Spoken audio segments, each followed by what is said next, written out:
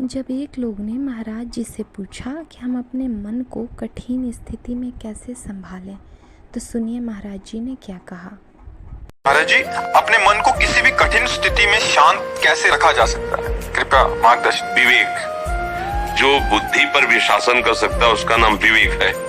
विवेक के द्वारा बुद्धि युक्त होती है तो मन को शासित कर लेती है, मन को अधीन कर लेती है। नहीं तो जैसे हमने सुना कि ये नहीं करना चाहिए, मन प्रेरणा कर रहा है और हम कर बैठे, तो इसका मतलब बुद्धि निर्णय ठीक नहीं कर पाई। क्यों? क्योंकि उसमें विवेक नहीं है। और विवेक प्राप्त होता है सत्संग से, शास्त्र स्वाध्याय से, भगवान की भक्ति से। बिना विवेक के शासन नहीं कर सकते।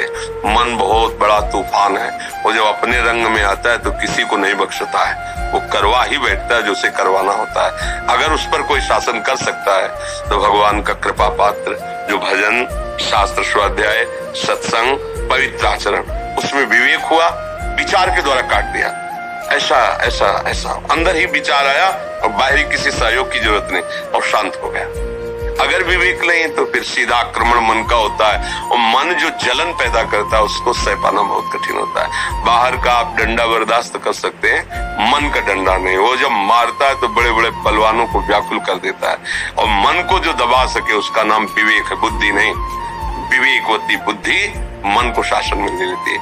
अभी अपने लोगों की दुर्दशा है, विषय ने इंद्रिय को वश में कर रखा है, इंद्रिय ने मन को वश में कर रखा है, मन ने बुद्धि को वश में कर रखा है। जो चाहता है वो सब करवा रहा है, और इसका उल्टा होना चाहिए। बुद्धि मन को वश में रखे, मन इंद्रियों को वश में रखे, इंद्रियां विषयों से विरक्त हों। अब ऐसा कोई दृश्य देखा, कोई भोग देखा, मतवाले हो गए, तो हमारा पूरा सिस्टम का उल्टा है, नष्ट होने वाले मार्ग में जा रहा है। अब अध्यात्म का अगर ज्ञान हो, अध्यात्म संग, तो इसको उल्टा करना है। और है ऐसा ही कि बुद्धि शासित मन, मन शासित इंद्रिया, और इंद्रिया निर्विषय, तब वो आनंद का अनुभव होता है। अभी बिल्कुल उल्टा है, छोटा छोटा विषय इंद्रियों को अधीन किए। मना कष्टान इंद्रियाणी प्रकृति स्थानी कर सती, ये प्रकृति हमारे मन को अधीन किए हुए जो चाहता है वो मन हमसे करवा लेता है। इसलिए हमारी दुर्दशा हो रही है। कठिन से कठिन परिस्थिति में भी जो संभाल कर सकता है वो है विवेक, वो है विचार, वो है भजन, वो सत्शास्त्र स्वाध्याय, पवित्र आचरण। अब इनकी तरफ हम लोगों का ध्यान नहीं। जो मन आया सो खा लिया, जो मन आया सो पी लिया, जो मन आया सो भोग लिया, जैसा मन आया वैसा कर लिया। लक्ष्य केवल धन, चाहे जैसे मिले, तो फिर वो बात अलग हो गई। इसलिए समझ में नहीं आता और मन जैसा चाहता वैसा करवा लेता है।